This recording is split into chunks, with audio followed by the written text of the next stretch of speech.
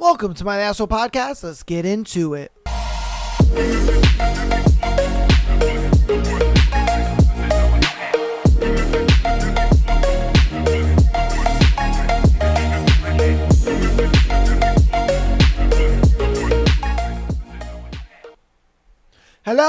Hello, and welcome to my Asshole Podcast.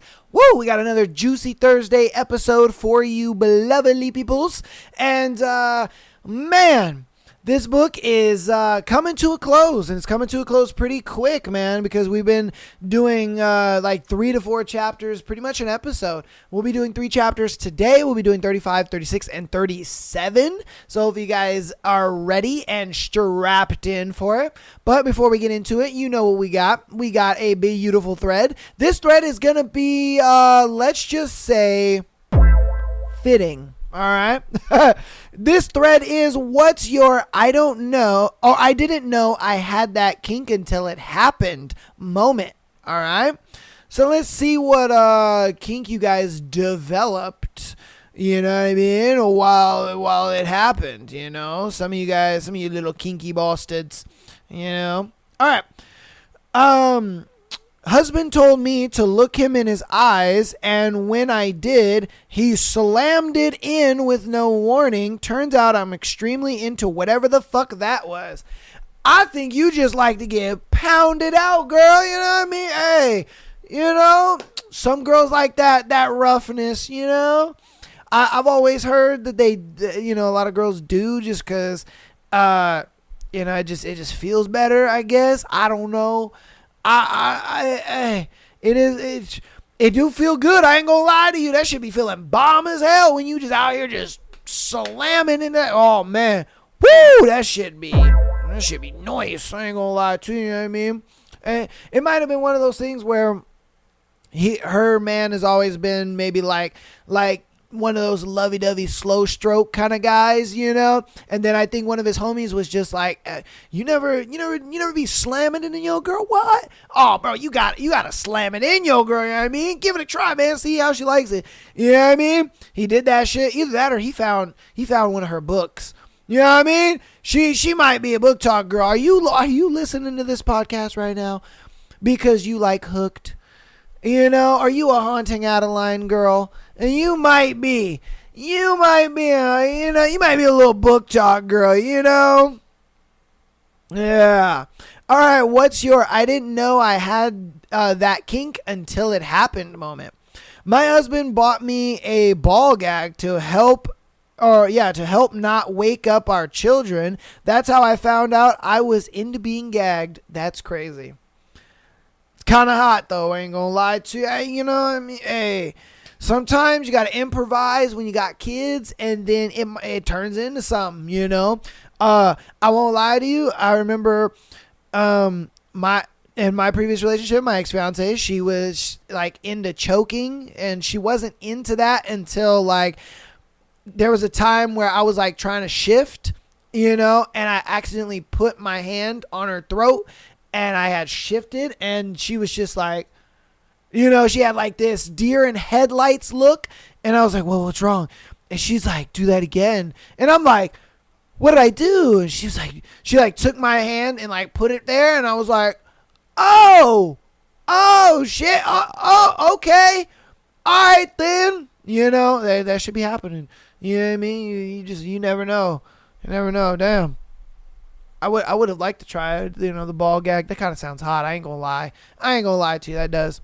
All right, what's your I didn't know I had a kink until it happened moment?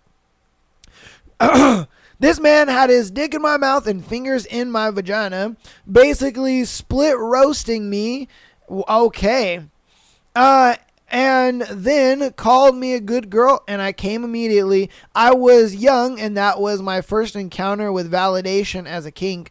I'm into much weirder shit now, but I'll never forget my first. Yeah, a lot of girls love that validation shit. They love that good girl stuff. I ain't gonna lie, when it's done right, and it's said in the right moments, that shit's hot as fuck. I won't lie to you. When it's done in the right moments, like say, you know, you guys just kind of started dating, maybe it's like the second or third date or whatever, and you like tell her to do something and she does it and you're like, good girl. You know, and they're like, oh shit. Oh shit. Where am I at again? What was I doing? You know what I mean? Hey, I ain't gonna lie to you. Hey, fellas, you know, but you gotta do it like, it's gotta be like second, third, maybe third or fourth date. It's gotta be somewhere in there where you guys are talking. You're a little bit exclusive, but not too exclusive, but just ask her to do something. And if she does it, you know, it could be as simple as just, hey, can you grab that? You know, and then she grabs it and comes to you and you're just like, good girl. You know, you listen very well. Yeah, and you gotta say it with fucking gusto though. My voice is kind of like hoarse right now, so I can't really say it good, but you gotta say it with some fucking gusto. You gotta say it like stern too. You can't just say it. You know, you can't just be like, good girl. You know, no.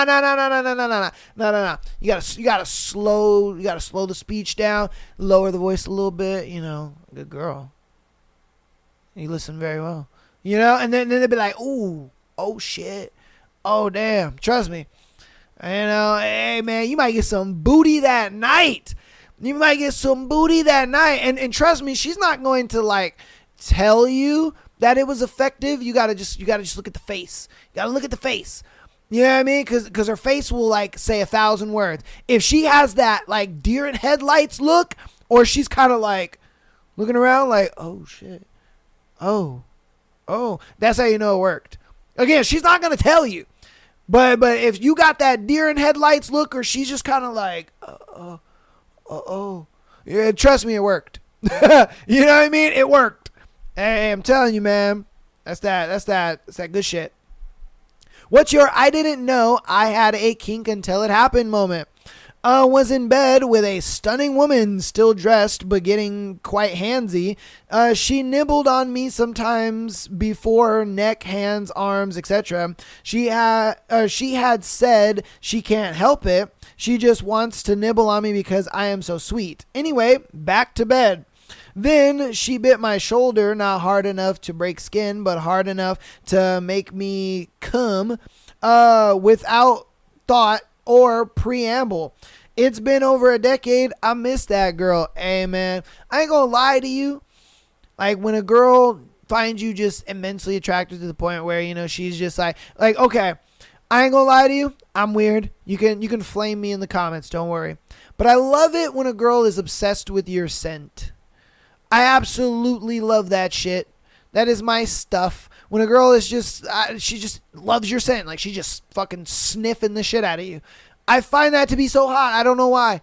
You know, we're just like cuddling or whatever, and she just like plants her face, you know, in your shirt, and she's like, you know, like, you know what I mean? Like it's the best fucking scent in the entire world. I love that shit.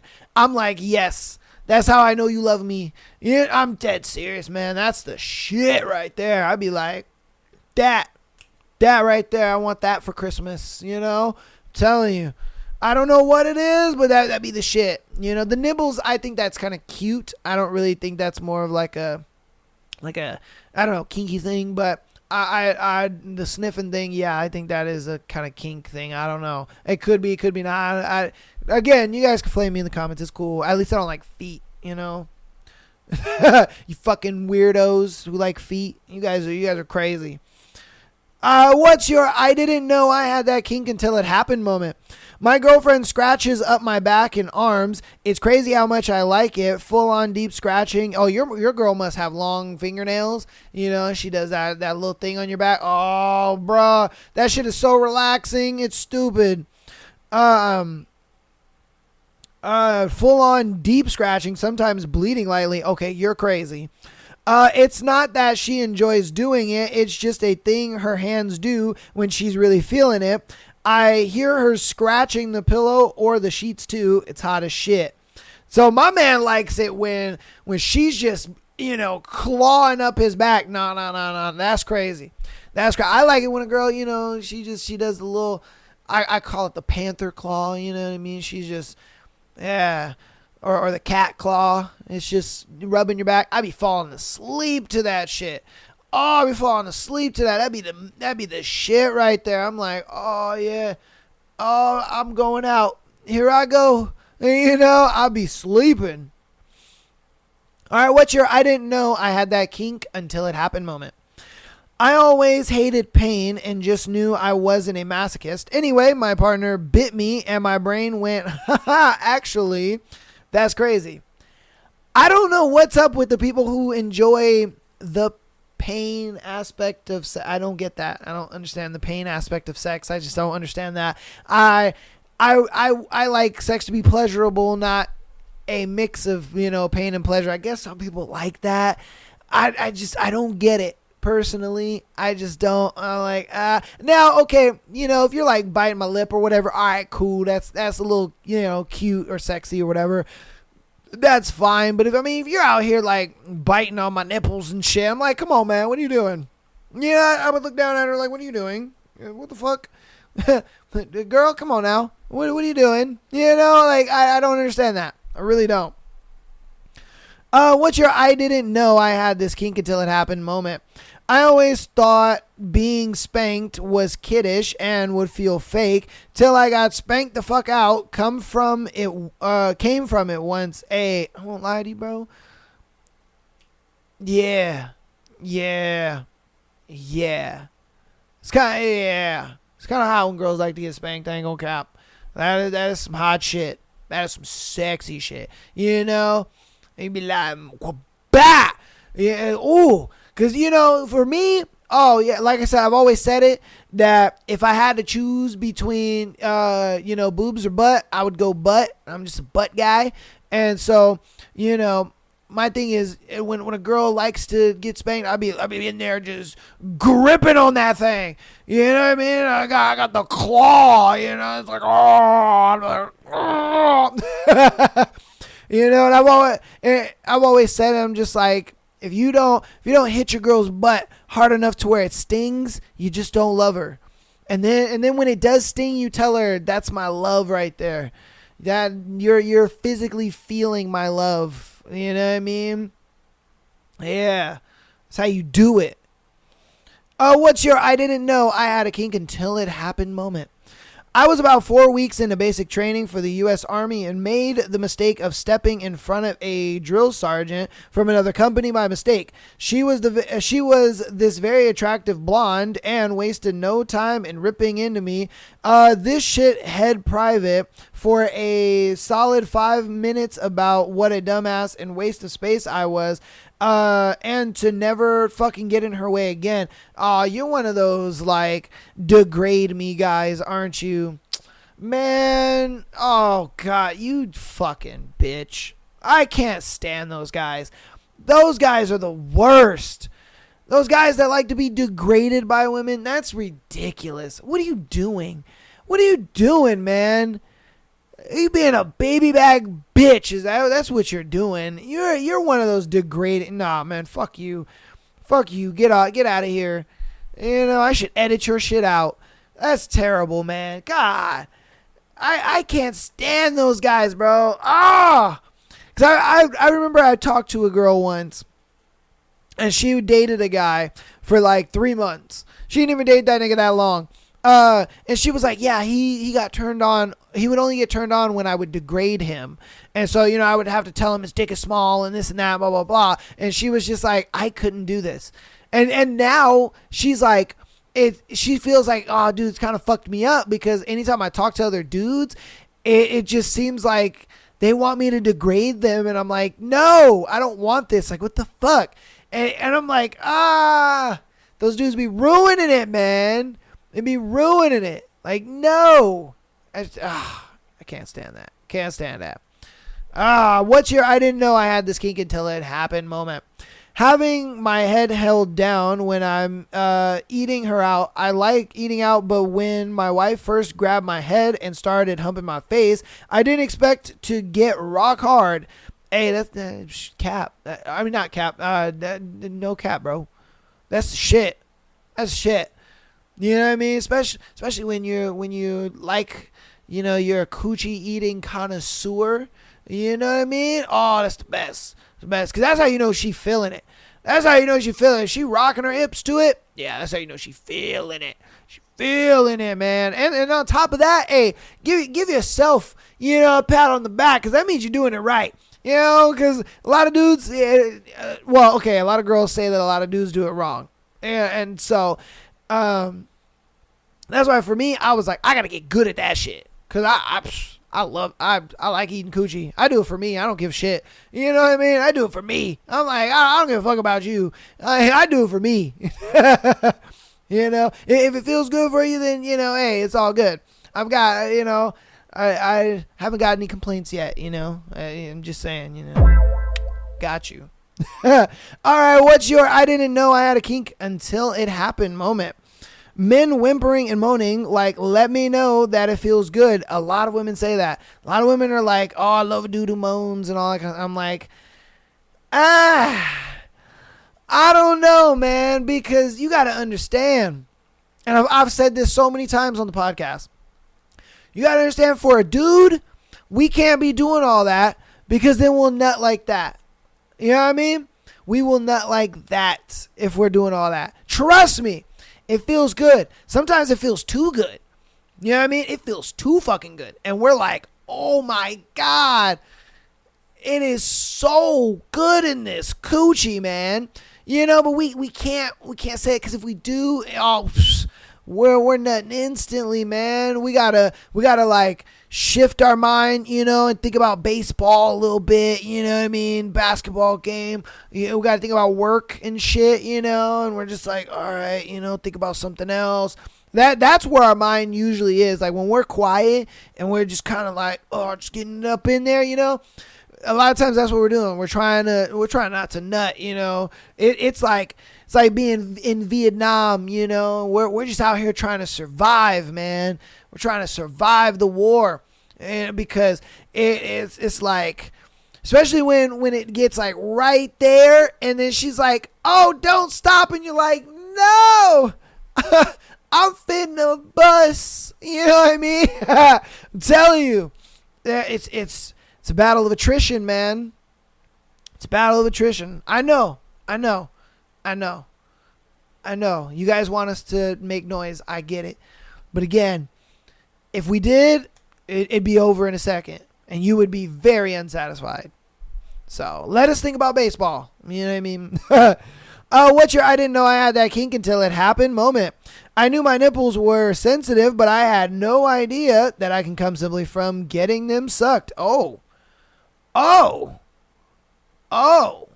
you're one of them. Okay. Hey, W to you. You know what I mean? W to you. I ain't gonna lie to you. Them girls are the best. Yeah, them girls are the best. I ain't gonna cap. Not every girl's got like super sensitive nipples. I mean, some they may be like sensitive to a degree. Some girls don't even like it at all. But when you get that girl that's got the super sensitive ones, ooh wee. You know what I mean? Oh, that'd be the shit. That'd be the shit. I won't lie, that'd be the shit. I'll be, oh man. I'll be like, I'm sad. Hey man. Hey. Damn right. That's the best. All right, we're gonna do 3 more and we'll end the thread and get into the book. What's your I didn't know I had a kink until it happened moment? I learned that you didn't necessarily need to have a foot fetish to enjoy and reap the benefits of it. A guy with a foot fetish is a green flag. They always want to give you foot rubs, and it's relaxing and also foreplay. Easy to tease them with to get them in the mood too. I mean, I guess, but you got to understand, majority of them feet niggas, man, they freaks. They'll take anything. And then, some of them like to get stepped on and all that kind of stuff. That shit's crazy. Like I said, personally, for me, I think them motherfuckers is weird. Yeah, I really do. I think them motherfuckers is weird and crazy. But I ain't gonna lie to you, there's some dudes who think I'm weird and crazy because I like to eat the coochie, you know what I mean? So, hey, it is what it is. It is what it is, you know what I mean? It is what it is at the end of the day. But yeah, if she sees benefit in it, then cool. All I know is those motherfuckers be paying mad dollars for feet pics. Those dudes be sending girls on Instagram, yo, I'll pay you $500, just send me a picture of your feet. Like, that's crazy, man. That's crazy. That's a lot of money for just some feet, man. You know, but do your thing, I guess. Do your thing. All right. Okay. This will be our last one. What's your I didn't know I had that kink until it happened moment? Hearing my roommate at 3 a.m. moaning through the paper-thin walls, I knew her well enough already to know that she was wearing a ball gag, and suddenly muffled orgasm became a turned on, also ball gags, and being tied up. Hey, I mean, you know, like I said, we already talked about the ball gag thing. Low-key, kind of hot, ain't gonna cap. But the whole, like, tying up thing, that's one of those things where it's like, I gotta tie her up. There ain't no way you tying me up. I will be honest with you. I ain't doing that shit. No, thank you. That, and I just feel like the whole tying up thing, it just takes too long.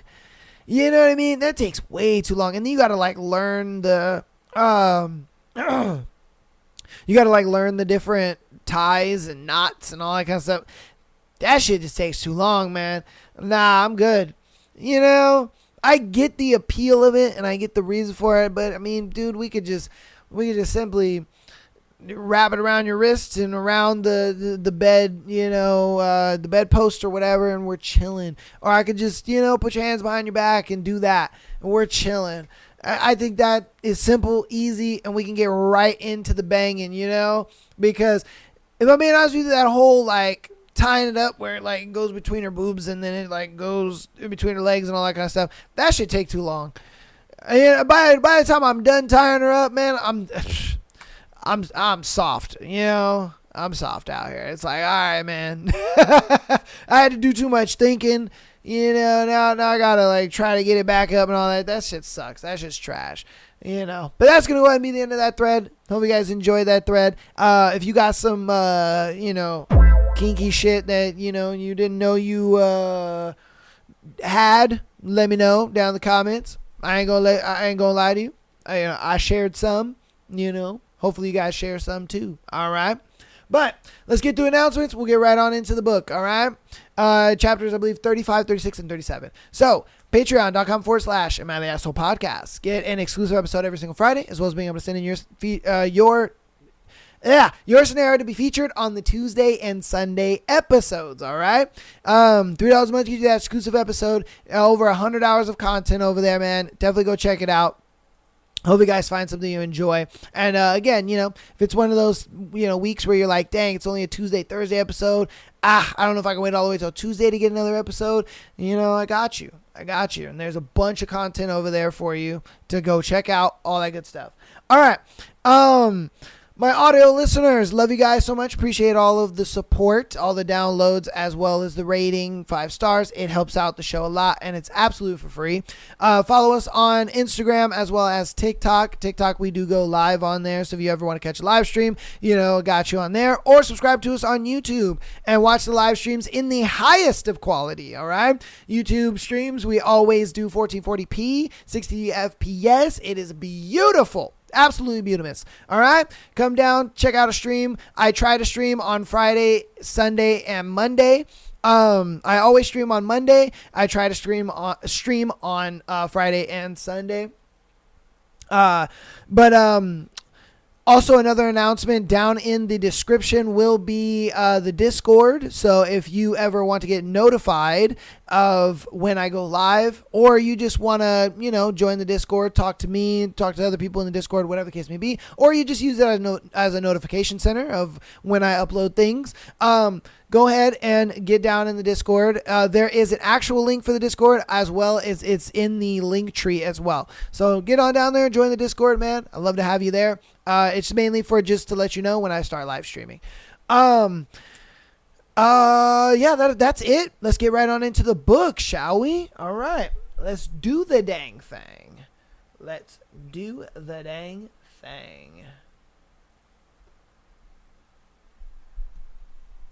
35. Wendy. Waking up, I stretch, my body popping from the deepest sleep I've had in a long time. even before I was thrown in the basement of the JR. I yawn, rubbing my eyes and gaining my bearings, and as I glance around, half of me expecting to see Hook sleeping peacefully by my side. He isn't, of course. I'm all alone. I sit up in the bed, wondering what I'm supposed to do. I make my way to use the restroom, splashing water on my face and using the toothbrush that was laid out for me yesterday before the gala. It's odd, waking up in luxury and using the facilities here as if they're mine. It confuses me, tilts my insides off axis, making it difficult for my brain to remember that I'm not actually free to do anything. Even if my chains are now invisible, they're still there. My gaze snags on the choker. Well, almost invisible. I walk back into Hook's room, my eyes going to the bedroom door, expecting it to be locked the way it was last night. But when I walk over, grabbing the handle and tugging, it opens right up. The yacht is completely silent, and trepidation fills me, making my nerves jump beneath my skin as I make my way down the hallway, padding into the kitchen. When I get there, I stop short, seeing Smee standing next to the sink. My hand goes to my chest. Oh my gosh. Hi. He smiles. Hi, Miss Wendy. I didn't mean to scare you. No, I should have known someone would be here. I wave him off, looking around. Where's Hook? His brow lifts. You mean James? I tilt my head. It's the first time I've heard anyone else call him that, and it makes me wonder just how close him and Smee are. He told me once that he doesn't pry into Smee's life, but I can't imagine he lets just anyone call him by his given name. And if they're close, then that means Smee is just as bad as the rest of them. I wait for the red-hot anger to spin through me, wanting to destroy everyone and everything responsible for my current situation. But it never comes. Instead, a resolute acceptance settles in my gut.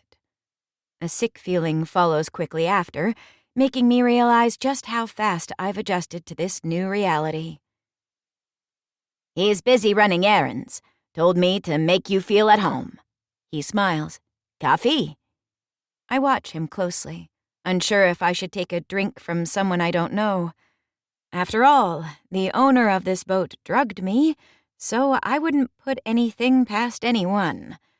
This is their world, and I'm here just trying to wade in their waters.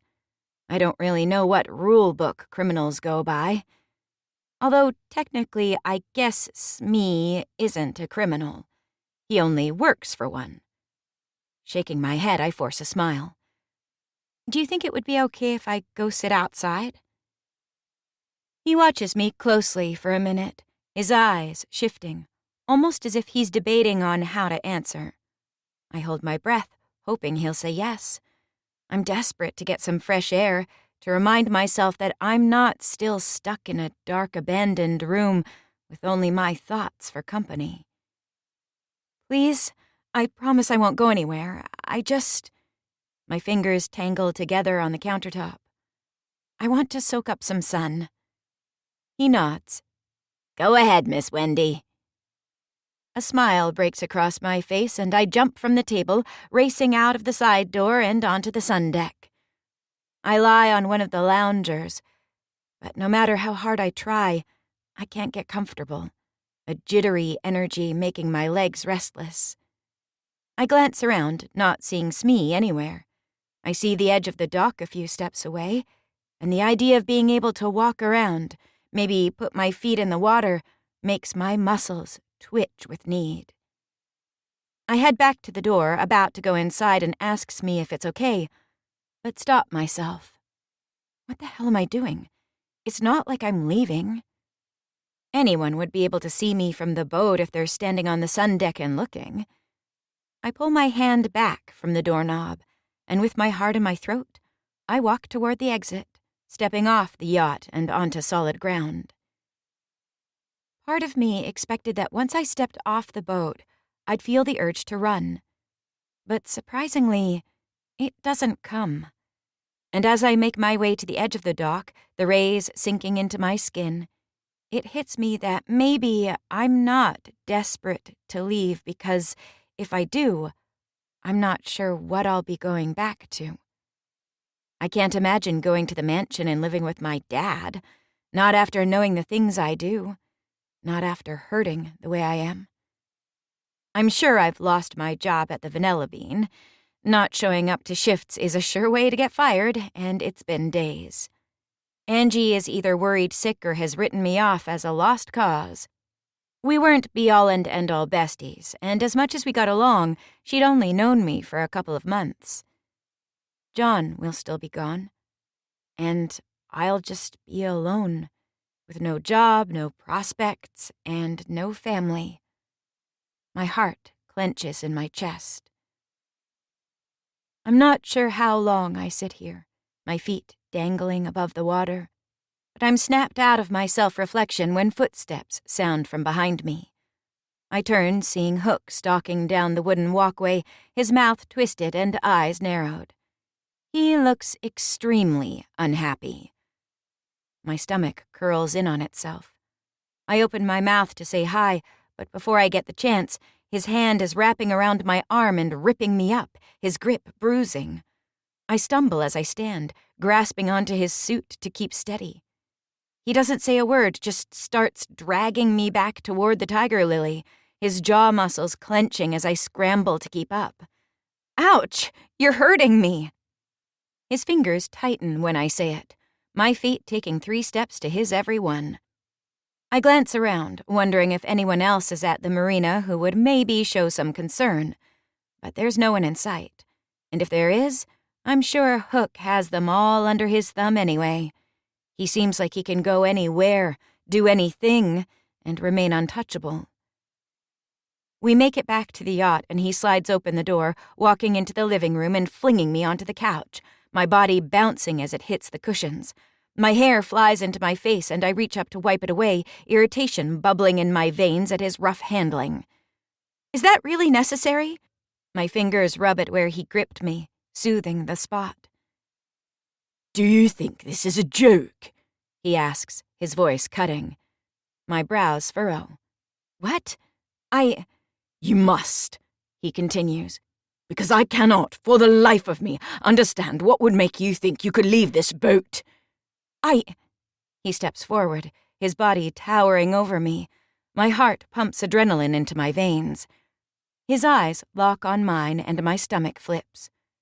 Do not mistake my generosity as weakness, Wendy. His thumb presses into my bottom lip. Or I will tie you to my bed until I break you of the will to leave. Ugh! I explode, anger scorching through my insides, exhausted from his hot and cold act. You are so fucking insane! The second the words pass my lips, I know I've made a mistake. My hands shoot to my mouth, my eyes growing big and round. He jerks back, his head cocking. What did you just call me? His question comes out as slow as thick syrup, controlled and dangerously sweet. My palms drop from my lips, and even though I know I should take it back, apologize before it's too late, I don't. His Jekyll and Hyde personality bending me past the point of breaking. I push up on my elbows until my nose grazes against his. I called you fucking crazy. His mouth parts, his breath leaving him on a slow exhale. It coasts across my face, and my tongue swipes along my bottom lip as if searching for his taste, my hands trembling at my sides. He grabs my face and kisses me. It catches me off guard, the feel of him so shocking I freeze in place, but when his tongue pries open my mouth, I lose myself to the feeling, releasing all of my emotions and pouring them into him.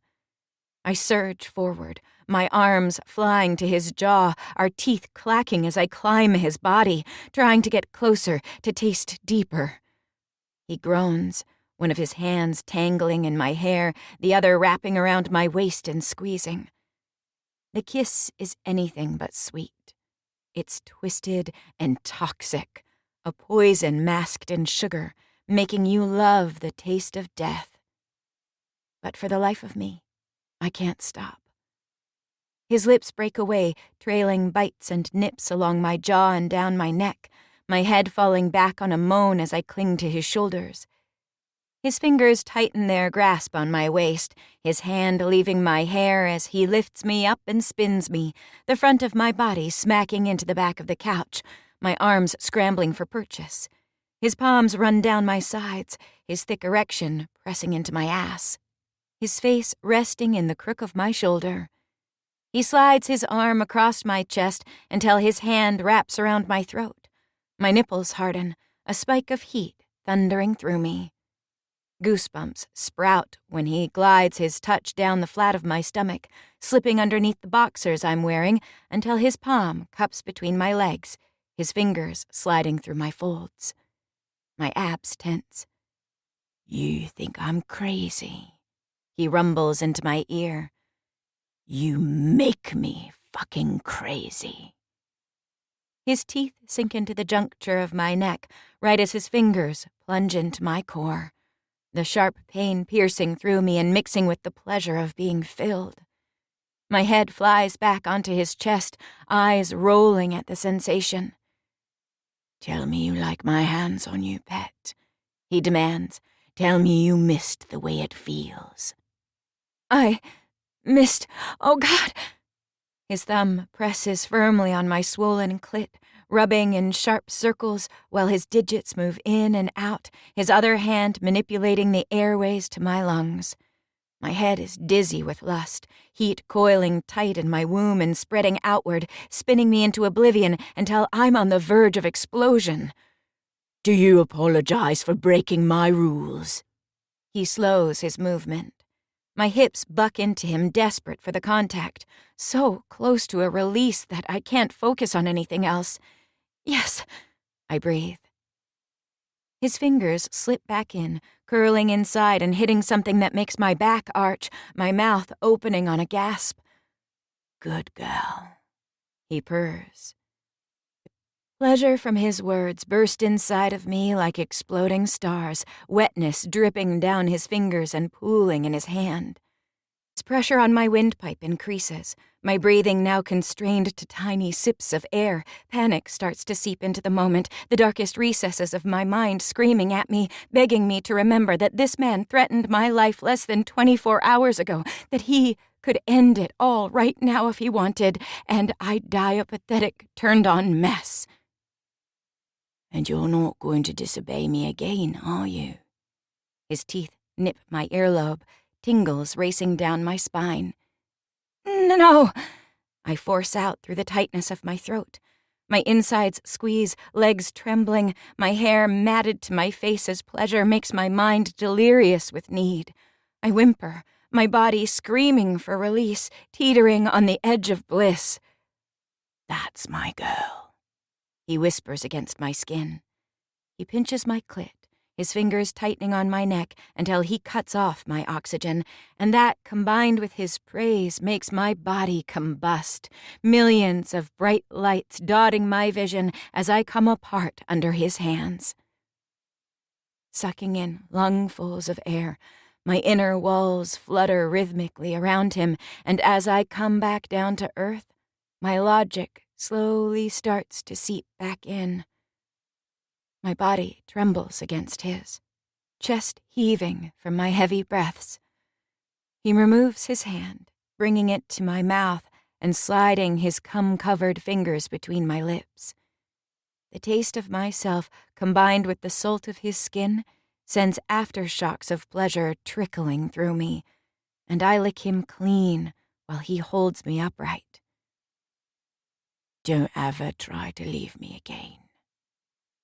I want to argue, want to tell him that I wasn't leaving, that it was his stupid first mate who said I could go outside.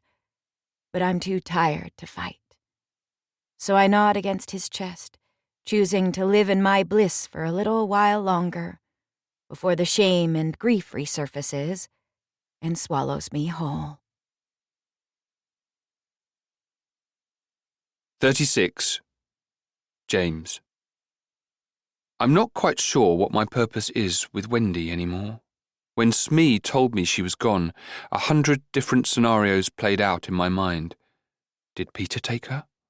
One of my other enemies? It wasn't until I was all the way back to the marina that I realized my thoughts were centered around worry, and not around the fact that, if given the first opportunity, she would flee from me and never return. And that makes me unbearably angry. Both the fact that she would leave and the fact that I would care. But avoidance is something that never gets you far in life. It only brings you trouble. True mastery of control is accepting your emotions and then learning to wield them despite how you feel. My issue now is Wendy makes me lose that precious control. And that's never happened before. I release her and step back, logic filtering into my brain, even though my cock is throbbing against my slacks. She slumps on the couch, her body rising and falling with her heavy breaths, and I stare at her, shock reverberating through my bones. She didn't fear me, even though I've all but promised her death. She calls me crazy, but any person who allows their life to be so fragile in my hands is the true one who's out of their mind. I was angry that she made me worry. I was raging that she makes me feel. And I'm now left reeling with the thought that she's actually come to mean something beyond a tool or even simply a good time. Somewhere along the way, I've started to care. The realization that I no longer wish to use her against her father slams into me, sucking the breath from my lungs and making my tortured heart skip a beat. But if I give her freedom, she'll run far, far away. She leans her head back, eyes closed and lips parted as she gasps in air. My heart kicks in my chest as I soak her in. You're quite beautiful, you know. Her eyes pop open and her tongue appears, slowly licking along the seam of her bottom lip. Blood flows to my groin, my already hardened length pulsing against my leg. A lazy smile spreads across her face. I bet you say that to all your hostages. I hum. Quite the mouth on you, though. I walk toward her. You know, I believe your snark has gotten worse since you've been under my protection. She snorts, her head lolling to the side as I take a seat beside her. Is that what we're calling it now? Protection? I shrug. Do you truly believe you'd be safer out there than you are with me? Her eyebrows draw in. Hook. The nickname makes my stomach twist, the way it always does when she says it. I don't like her knowing me as Hook, especially when she's the only person in this world who makes me feel like James. You have literally threatened to kill me multiple times, she continues. Leaning in, I brush her hair off the side of her neck. That didn't stop you from coming all over my fingers, naughty girl. My hand trails along her collarbone, enjoying the flush that spreads across her skin. Does it excite you when your life is in danger? She scoffs, jerking from under my touch, and I relax back against the couch, a smirk lining my face. My phone rings, and even though I want nothing more than to ignore the world and stay in Wendy's bubble, I remove it from my pocket, seeing Starkey's name flash across the screen. Speak. Hey, boss. Got some time today for a meeting? We've got an interview I think you'll be interested in being here for. My insides squeeze, my focus leaving Wendy and centering once again on the problems in my life. Interviews only mean one thing. Something has happened, and they have people to interrogate. Very well. Where are they being held? The lagoon. I blow out a breath, hanging up and tapping my phone against my chin as I stare at Wendy, unsure what to do with her. I could leave her here, but Smee has made it more than obvious he isn't capable of watching her, and while I no longer wish to use her for nefarious deeds, I don't want to leave her alone and chance her running away. Not that it would matter much. Despite her snark and attitude, she hasn't taken off the necklace I've placed around her throat, and as long as she wears that, I'll find her anywhere. But if she runs, then I'll lose her forever. and I've only just realized she's something I wish to keep. How did you get out of the bedroom? I ask. Her fingers run through her tangled hair. What do you mean? I mean exactly what I said. The door was locked. How did you leave? She shakes her head slowly. The door wasn't locked. My chest tightens. Yes, it was. Not when I tried it. She lifts her shoulder. Unease swims in my gut like a shark circling its prey. Are you lying to me? What reason would I have to lie to you? I lift a brow. I can think of several, actually. I shouldn't, in theory, be your favorite person right now. Her eyes narrow. You're not my favorite person. You're actually my least favorite person. Chuckling, I stand straight, my hand reaching out to help her rise as well. She puts her fingers in mine, allowing me to lift her from the couch, and I tug her body flush against me, my palm splaying across the width of her lower back, the cotton of her shirt bunching underneath my touch. Her breathing stutters as I skim my mouth across her lips. You have quite a funny way of showing it, darling. I pull back, seeing her eyes dilate, and pleasure courses through me. I need to run an errand, and since you can't be trusted, you're coming with me. She sighs. Fine, but what do you want me to wear? This? Her hands run down her frame, showcasing my clothing that sits on her supple body. I grin. I do find it quite arousing to have you in my clothing. She huffs. I'll have Moira meet us and bring you something. My eyes take her in, my body delighting in the way her features pinch at Moira's name. You both are about the same size.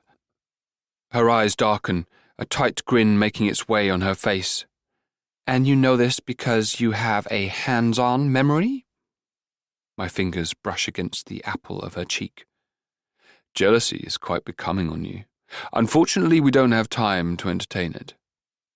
She crosses her arms. I'm not jealous, I just don't like her.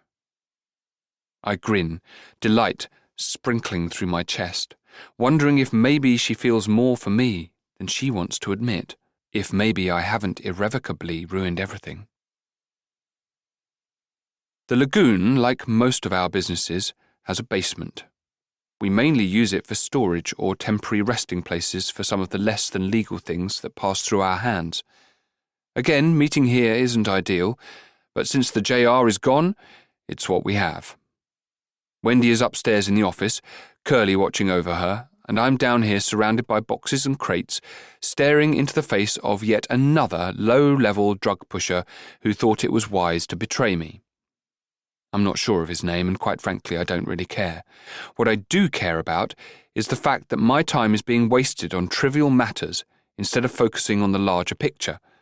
But the boys aren't quite as skilled at retrieving secrets from traitors, and when it comes to someone trying to usurp me from the ground up, I need all the information I can get. Tell me. I walk toward the man, bound and gagged. I rip the white cloth from his mouth, making him sputter and cough as he inhales deep breaths. My knife slides across his cheek. What is your name? To Tommy. Tommy, I nod. And Tommy, what was it you hoped to gain from betraying me? He swallows, looking to the side. My gloved fingers grip his chin, forcing him to meet my gaze, my knife pressing against his mouth, drops of blood forming from the pressure of the blade against his skin. I do not have time for hesitation, Tommy, so let's stop wasting precious seconds and get to the point. You will not be leaving here alive. I pat his cheek, releasing his face. But I'm a fair man. I back away, rolling my shirt sleeves up my forearms. I'll let you choose whether your death is painful or swift. He's silent. I lift my arms to the side. Well, what will it be? It was a woman, he rushes out. She came around a few months ago, started hanging out with us a bit, you know, His eyes bounce around the room, to the twins and Starkey, who stand behind me, then back to me. Started sleeping around, telling us all about her boss and how he could take better care of us, give us more than what we've been... He hesitates, and my chin lifts. More than what? More than what we've been given. My jaw ticks, anger sizzling through my insides. I twist, looking to the boys. Am I not a giving employer? I turn back to Tommy. Do I not allow you unfettered access to your product and to my streets? His eyes widen. No, you are. It's just... Look, I wanted to say no, but I want to be part of something, man. He leans in. I wanted to get the mark. Interest settles deep in my gut. Finally, new information. And what mark is this? It's a tattoo. So fucking cool, bro. Annoyance snaps at my senses, breaking away the vestiges of my control. I see, I say as I step closer. My hand slams down, the tip of my blade slicing through his tendons like butter, lodging deep in his thigh. He screams, the sound grating against my ears and scratching down my insides. My palm covers his mouth, muffling the noise, and I lean in, my face inches from his. Do you know my favourite part about knives? My other hand, still on the end of my blade, starts twisting slowly, pushing through the resistance of the muscle. It's the ability to be so delicately precise. You see, 3 inches over, and I would have spliced into your femoral artery, allowing you to bleed out quickly. Your mind would have ceased consciousness, allowing an easy death. Tommy whimpers, his body vibrating as he jerks against the zip ties. But since you've decided we're bros, I think we'll spend some quality time. A grin cracks my face. I can show you just how much I like to play with things that slice. I remove my hand from his mouth, my stomach curdling in disgust at the way tears and snot streak down his face. It's of a crocodile, he spews, wrapped around a clock. It's the mark you get when you join his ranks. Shock punches me in the gut, my insides cramping from the vision his words create. What else? I hiss, pressing the knife in deeper. That's it, man, I swear. My fingers twitch. Starkey, bring the salt, please. They call him Croc, Tommy yells. Please, stop, My hand slips from the handle, but I regain the hold, fury racing through my blood, darkness blowing through me like a windstorm. I pull the blade from his skin and strike again, this time higher, dragging it through the flesh in sharp, jagged motions, while he screams in agony. Liar, I hiss. How do you know this name? I'm telling you the truth, I swear. His face is white, blood pooling on the floor underneath us. He goes by Croc. I've never met him, but the woman's name is... Boom. 37. Wendy. My heart is heavy as I sit in the cold, damp office of a strip club and wait on Hook to do whatever business he has to do. This sucks. Curly sits behind the office desk, scrolling on his phone, and Moira, for some reason, has taken it upon herself to keep us company. Her glare is hot as it rakes down my insides, and I smile wide at her, hoping that it's tearing her apart to know that Hook has me here. She brought clothes, but I declined them, not able to help the spark of pleasure that simmered in my chest when she took in what I was wearing. I've had the past couple of hours to come to terms with the fact that I'm emotionally screwed up. Allowing a man like Hook to touch me and to revel in the way it feels when he does seems unhealthy, to say the least. He's made it abundantly clear that he's not an upstanding citizen. He does horrible things, most of which I hope I never see. But despite what he's done both to me and, I'm sure, to others, I can't change the fact that when I'm with him, when I'm truly with him, I discover more of who I am, who I can be. Ironic how losing my free will helped me find my voice, and maybe that makes me more like my father than I care to admit. But we're all a little twisted. and there's no such thing as good and evil. There are only perspectives, and perceptions change depending on the angle. People aren't static. Our morals aren't constant. They're variables, ever-changing and molding into different versions of themselves, energy that can be reshifted and realigned. "Can I borrow your phone?" I ask Curly. His eyes roll. "Sunshine, the answer now is the same as it's been the last 20 times you've asked me. No." "I just want to check in on my friends, on my brother." Moira glances up from where she's been picking at her nails, her curious gaze settling on me. "Why don't you have your own phone again?" Curly's spine straightens, casting me a warning glare. "I lost it," I say, trying to cover up for my mistake. "Oh," she nods. "That's a shame." A gleam passes through her eyes as she looks me up and down, her lips curling. "You know, I understand, though. I was actually worried I lost my phone last night, too, but realized I left in such a rush to meet Huck, I didn't even take it with me." My stomach clenches. She's lying. "Last night?" Moira reminds me a lot of Maria, and I never got the chance to stand up for myself with her, too worried about being accepted. But I'm done with being the docile girl who took people's insults and wore them as a burden. "That's interesting, because Hook was with me last night." Her grin widens, her head cocking to the side. "You sure about that?" I pause as I realize I'm not actually sure where he went after I fell asleep.